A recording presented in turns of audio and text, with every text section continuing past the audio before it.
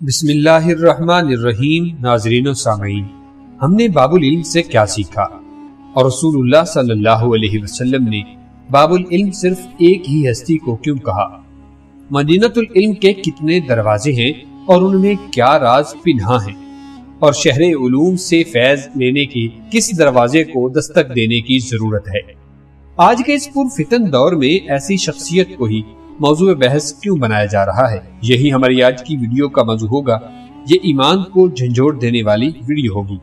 Video میں آگے بڑھنے سے پہلے ایک چھوٹی سی گزارش ہے کہ اس ویڈیو کو آخر تک ضرور دیکھیے گا۔ ناظرین گرامی، ایک اہم سوال بنتا ہے جو میں اپنی ذات سے اور آپ اپنی ذات سے پوچھ سکتے ہیں کہ ہم سب نے اس باب مدینۃ العلم سے کیا سیکھا اور اسے کس حد تک سمجھا؟ رمضان المبارک کا مہینہ جہاں اور بہت ساری برکات اور واقعات کا مہینہ ہے، وہاں باب العلم کی شہادت کا مہینہ بھی ہے۔ 19 رمضان کی صبح علم والوں کے لیے ایک ڈوبتی شام کی ہم پلہ تھی جب عبد الرحمن ابن منجم نے باب العلم کے سر پر وار کیا۔ دنیاوی فطرت ہے کہ زخمی شخص جس کو معلوم ہوتا ہے کہ اس کی زندگی کچھ لمحوں کی مہمان ہے، وہ اپنے خاندان کو وصیت کرتا ہے، مگر جن کو رسول اللہ صلی اللہ علیہ وسلم نے باب العلم کا لقب دیا ہو، وہ جاتے جاتے بھی امت محمدی کو ایسی وصیت کر گئے جس کو علم کا پیاسا سمجھنے بیٹھ جائے تو شاید ہر لائن پہ نہیں، ہر حرف پہ اس کو سمندر جتنا علم ملے۔ حضرت علی عبد الرحمن لانتی کے وار سے شدید زخمی ہونے کے بعد اپنے بیٹوں حضرت امام حسن اور حضرت امام حسین علیہ السلام کو وصیت کرتے ہوئے فرماتے ہیں، میں تم دونوں کو خدا سے ڈرنے کی وصیت کرتا ہوں، اور دیکھو دنیا کی طرف مائل نہ ہونا، خواہ وہ تمہاری طرف مائل کیوں نہ ہو، اور دنیا کی جس چیز سے تم کو روک لیا جائے اس پر افسوس نہ کرنا، اور جو بھی کہنا حق کہنا، اور جو کرنا ثواب کے لیے کرنا، ظالم کے مخالف اور مظلوم کے مددگار رہنا۔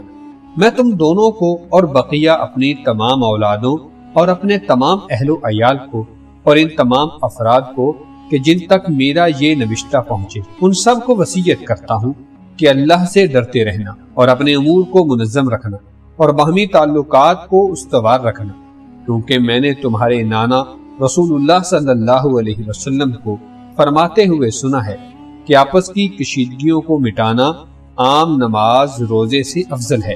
یتیموں کے بارے میں اللہ سے ڈرتے رہنا کہ کہیں ان پر فاقے کی نوبت نہ آئے اور تمہاری موجودگی میں وہ ضائع نہ ہو جائیں۔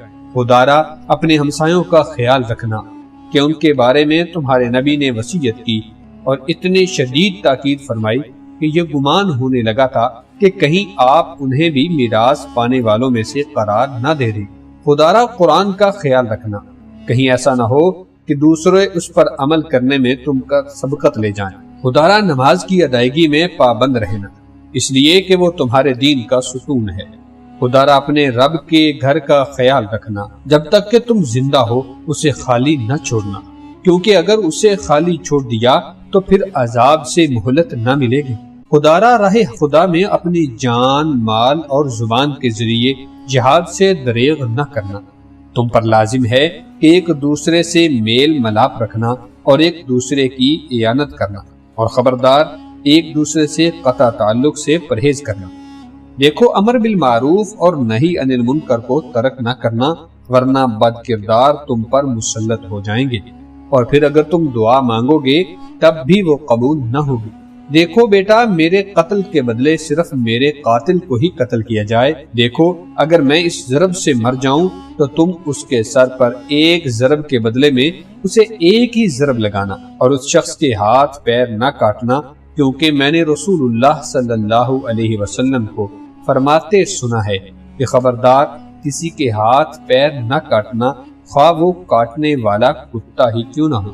آپ کی یہ وصیت بظاہراً اپنے بیٹوں کے لیے تھی، مگر در پردہ یہ وصیت امت محمدی کے ہر اس فرد کے لیے ہے جو سیرت رسول صلی اللہ علیہ وسلم پر عمل کرنے کا خواہش مند ہو۔ یہ وصیت اسلام کا نچوڑ ہے۔ اس وصیت میں آپ نے خدا کی وحدانیت سے لے کر یتیم کے حقوق تک کی بات کر ڈالی، مگر یہاں پر ایک سوال بنتا ہے جو میں اپنی ذات سے اور آپ اپنی ذات سے پوچھ سکتے ہیں۔ ہم نے باب العلم سے کیا سیکھا؟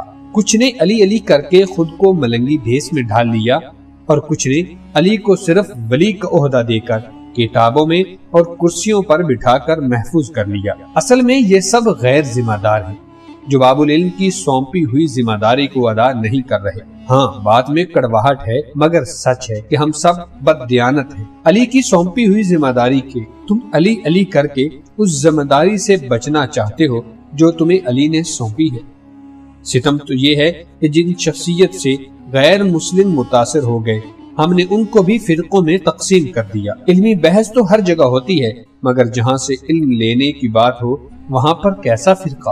بھوکا شخص کھانے میں وہ چیز بھی کھا لیتا ہے جو اس کی پسندیدہ نہ ہو، اس طرح جو علم کا بھوکا ہو اسے کیا لگاؤ فرقوں سے؟ اس کو تو علم چاہیے، کب، کیسے اور کہاں کا تو سوال ہی پیدا نہیں ہوتا۔ فرمان رسول ہے کہ میں علم کا شہر ہوں اور علی اس کا دروازہ ہے۔ یہ حدیث بچپن سے سنتے آ رہے ہیں مگر اس حدیث کا مفہوم کبھی نہیں جانا۔ منبر پر بیٹھے حضرات نے اس حدیث کو بیان کر کے مجمع سے واہ واہ وصول کر لی اور یہ حدیث بھی واہ واہ کی بھیٹ چڑھ گئی۔ اللہ رب العالمین سے دعا ہے کہ ہمیں مقام علی المرتضیٰ اور پیغام شیر خدا رضی اللہ تعالیٰ عنہ سمجھنے کی اور سمجھ کر عمل کرنے کی توفیق عطا فرمائے۔ آمین ثم آمین۔